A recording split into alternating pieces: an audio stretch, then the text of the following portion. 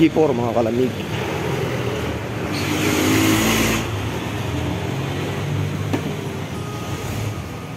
G4.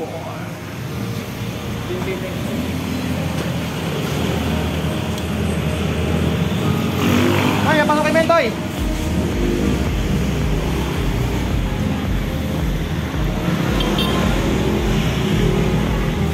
Parang wala pa tayong G4 logs eh.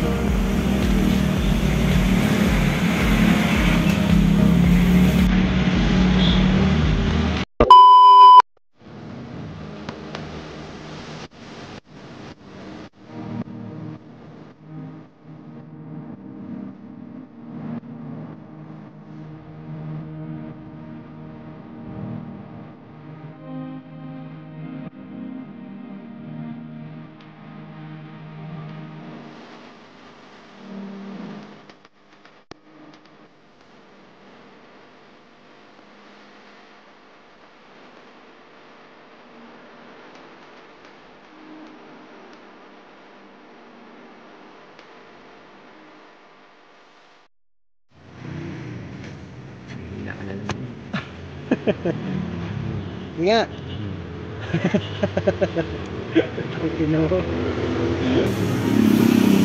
Kaysa mo lagi tutol eh.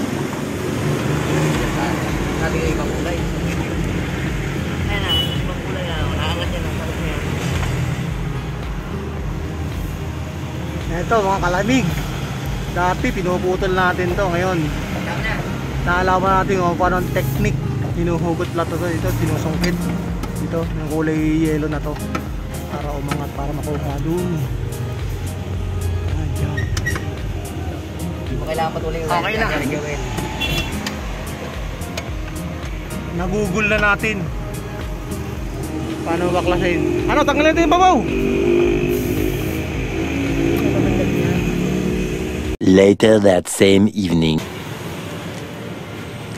Yun!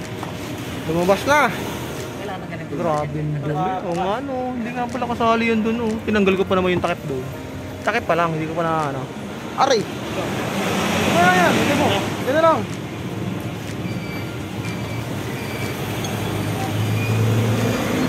Grabe yung dumi. Kahit cabin filter yata to, hindi nagpapalit eh.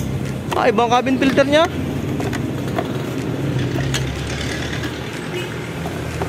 Ayan o, dumi na rin.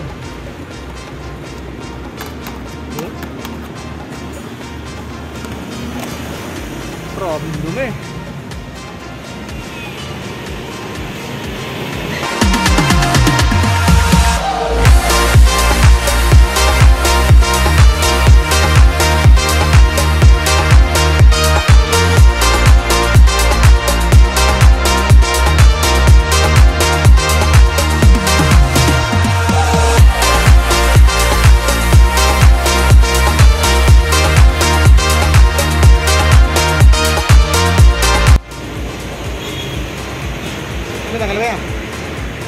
Kabama yung condenser. No, tanggalin mo ito. Tsaka yun mo yan. Palitan natin ang filter. Labo. Lord to nga kayong cellphone.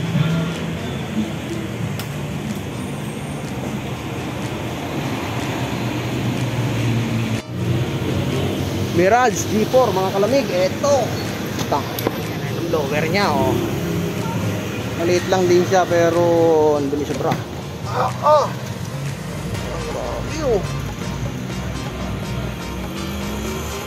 Yan ang dahilan kung ba't tumutulo na yung tubig niya sa loob. Ito talaga ang pwede ka na mag coffee jelly. Pero yung kabila ang ganda oh. Ito lang malaga oh. Grabe oh. Grabe. Takot eh.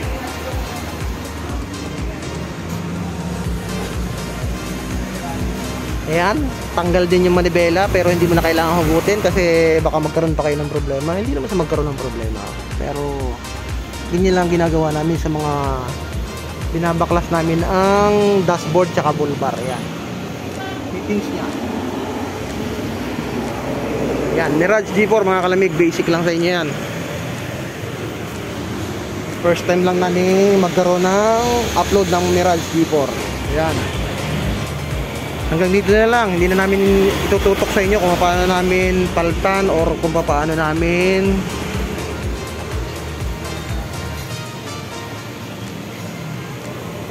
linisan.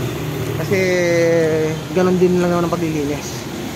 Kumbaga magkaroon lang ng idea kayo sa mga may-ari ng Mirage G4, ganito ang ginagawa pagka baklas ang evaporator. Ayan. Sana nakatulong sa inyo ng kaunti o hindi naman kaunti. Sige. Salamat. Sana nagustuhan niyo itong aming pag YouTube or pagbablog. Nandito na lang. Bye. Salamat.